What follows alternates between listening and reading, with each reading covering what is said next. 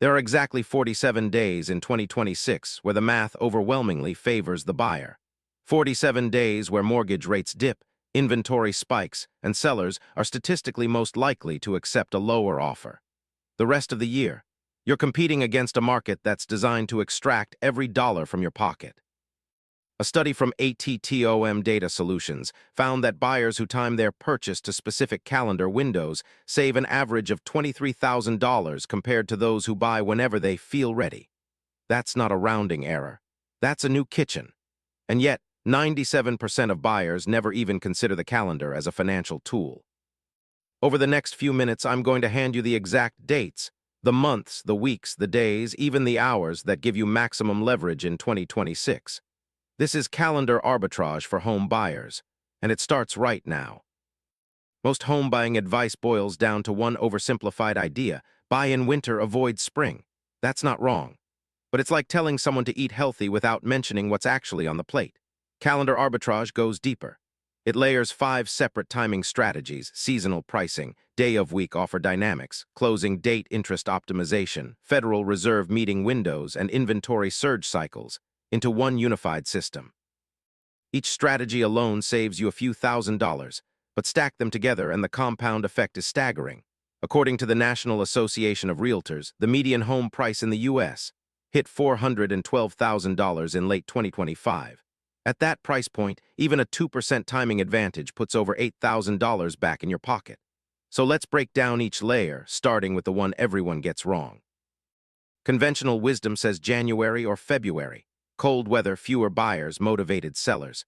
And there's truth to that. But the actual data points to a more specific window. ATTOM Data Solutions analyzed over 39 million home sales and found that buyers who closed in December paid a median of 1.3% below market value, more than any other month. For a $400,000 home, that's $5,200 in savings. December, 2 reasons. First, sellers who list in November and December are often facing a deadline, a relocation, a divorce settlement, a year-end tax strategy. They need to close before January 1st. That urgency shifts negotiating power directly to you. Second, most buyers have mentally checked out for the holidays. Competition drops by nearly 40% compared to May and June, according to Redfin data. Fewer competing offers means lower prices. Period. But here's the thing: December is just the first layer. Now let's talk about the months that cost you the most money. March through June is what I call the spring trap. This is when inventory peaks, yes, but so does demand. And demand grows faster than supply. NAR data shows that homes sold in June carry a median premium of 9.2% over homes sold in January. On a $400,000 home, that's nearly $37,000 more. But it gets worse. Spring buyers also face bidding wars. In 2025, 43% of offers submitted in April and May involved multiple competing bids, according to the National Association of Realtors. Multiple bids don't just raise the price. They pressure you into waiving inspections, removing contingencies, and making emotional decisions you'll regret at the closing table. The spring trap doesn't just cost you money. It costs you leverage at every single step of the process. Here's where calendar arbitrage gets surgical. Research from Redfin and Zillow shows that homes listed on Thursday and Friday receive 14% fewer competing offers than homes listed early in the week. Why? Because most buyers tour homes on weekends and submit offers Sunday night or Monday morning. If a home hits the market on Thursday, the serious buyer who submits an offer Friday afternoon, before the weekend open house, often gets favorable treatment from the seller. There's even a term for it in agent circles: the pre-weekend offer. Sellers see it as a bird in the hand. One clean offer sitting on the table before the chaos of weekend showings even begins. The data backs this up.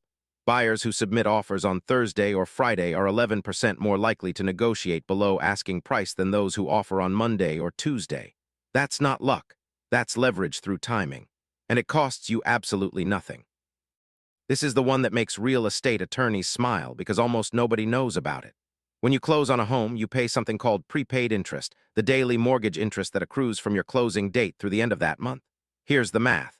On a $400,000 mortgage at 6.5%, your daily interest charge is $71.23. If you close on the first of the month, you owe prepaid interest for roughly 30 days. That's $2,137 due at closing out of pocket.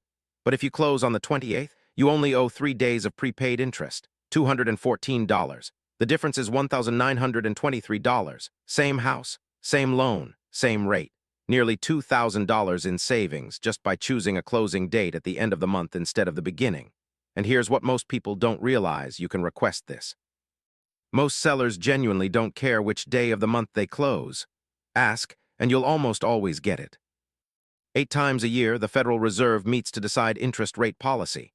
And in the hours immediately following those announcements, the mortgage market enters a brief window of chaos and opportunity. Lenders reprice their rate sheets, sometimes twice in a single day.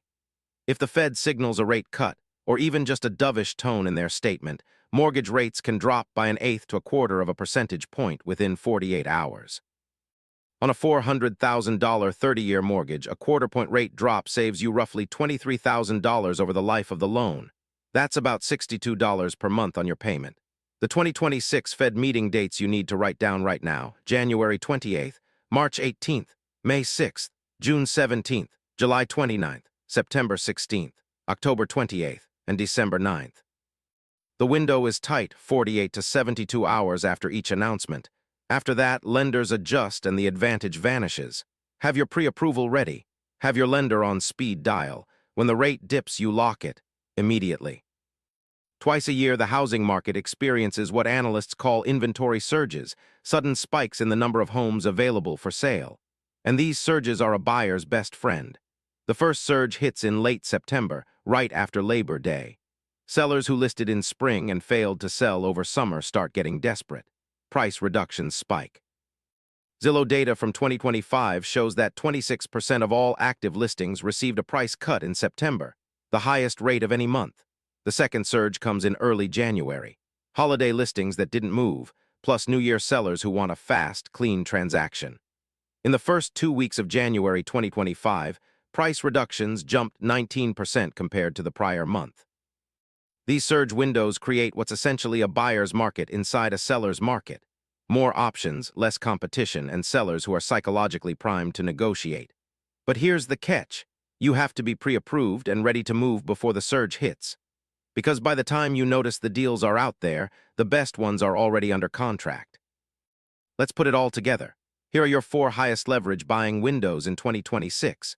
Window 1, January 6th through January 24th. You've got the post-holiday inventory surge, rock-bottom competition, and motivated sellers looking for a fresh start. Submit your offers on Thursdays or Fridays. Target a closing date of January 28th or 29th to minimize prepaid interest. Window 2, March 19th through March 25th. This is the 48-hour window following the Fed's March 18th meeting. If rates dip even slightly, lock immediately and push for a month-end close. Window 3, September 8th through October 3rd. The post-Labor Day inventory surge. Sellers who have been sitting all summer are at peak desperation. This is when you negotiate hardest. And window 4, the golden window, November 16th through December 19th. This is where all 5 strategies converge at once. Holiday-motivated sellers, low competition, a Fed meeting on December 9th that could trigger a rate drop, and you can target a late December close to minimize prepaid interest. This 4-week stretch is statistically the single best time to buy a home in 2026, and now you know the exact dates. One more layer that most buyers completely overlook: timing your rate lock. Most people lock their rate the moment they sign a purchase agreement and hope for the best. But strategic buyers use something called a float-down provision.